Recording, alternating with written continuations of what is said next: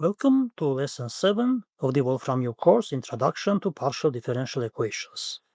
This lesson will be about applications of first-order PDEs. First-order PDEs have many applications across various fields of science and engineering. In this lesson, a few interesting examples will be discussed. The first example, let's try to model the car traffic flow on a highway using the conservation equation. Let the function u be the density of cars at the point x and the time t of a highway with no exit or entrance ramps. On any segment a, b of the highway, the function u satisfies the following equation, where fxt is the flux of the cars passing point x. This equation shows that the change in the number of cars in segment AB over time is equal to the difference of the car fluxes at points A and B. Using the fundamental theorem of calculus, we can transform this equation into following form.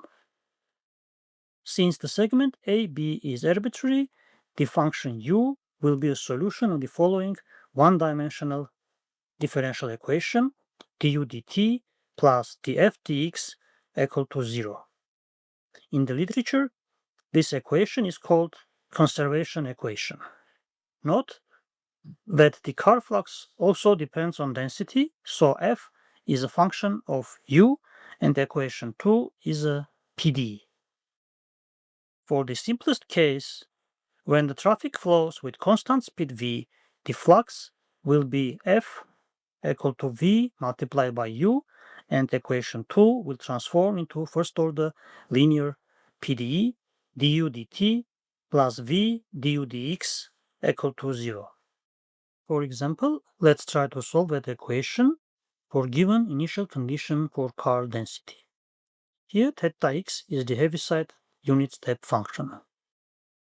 This initial value problem can be easily solved using the method of characteristics, but here I will solve it using Wolfram language. Here are the definitions for PDE and initial condition, and we can use dissolve value to solve this initial value problem.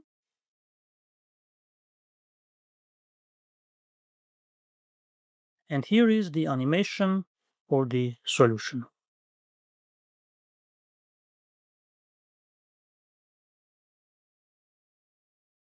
Conservation equations can also be used to describe several other physical systems. For example, the wave propagation in one dimension for the case when wave shape does not change over time is described by the following equation, where u is the wave amplitude and c is the wave speed.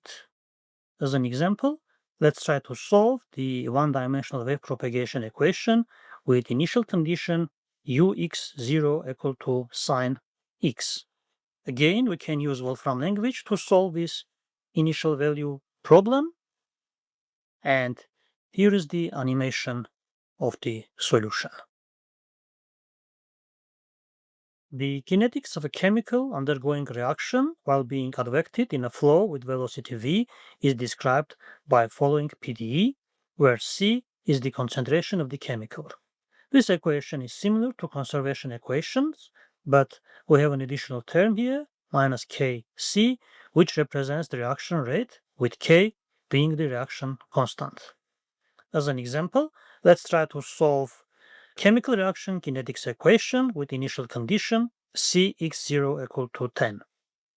Here again we can use Wolfram language to solve this initial value problem. And here is the plot of the solution. As you can see, the chemical concentration decays exponentially with time. Now, let's consider a more general case of conservation equation when the flux f is a nonlinear function of u. In this case, after using the chain rule, the conservation equation can be rewritten in following form, or after using short notations to the form ut plus g ux equal to 0, where g is the derivative of flux with respect to u.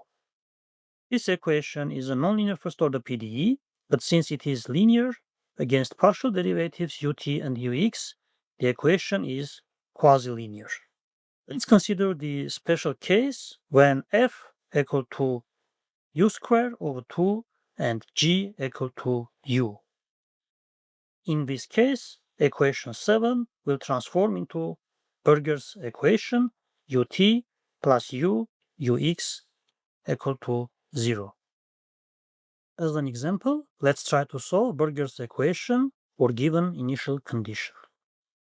Here again, we can use Wolfram language to solve this initial value problem, and this solve value returns the following solution. In this example, the plot of the solution demonstrates the classic picture of a shockwave solution where the discontinuity propagates with the increase of time. As a last example, let's model electromagnetic wave propagation in transmission lines. This process can be modeled by following system of two first-order PDEs, where V and I are the voltage and current along the line, and L and C are the inductance and the capacitance per unit length, respectively. The resistance of the transmission line is neglected here for simplicity. Let's try to solve a system for following initial conditions: Vx0 equal to cosine 2x and Ix0 equal to 0.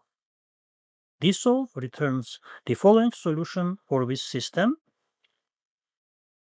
and we can use following Wolfram code to animate the time dependence of voltage and current inside the line.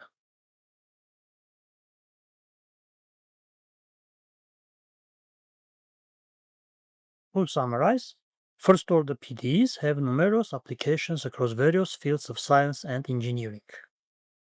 First-order linear PDEs can model a wide range of physical phenomena, from traffic flow to wave propagation and chemical reactions. Burger's equation is a special nonlinear case of conservation equation that can model shockwave solutions. A system of two linear first-order PDEs can be used to model electromagnetic wave propagation in transmission lines.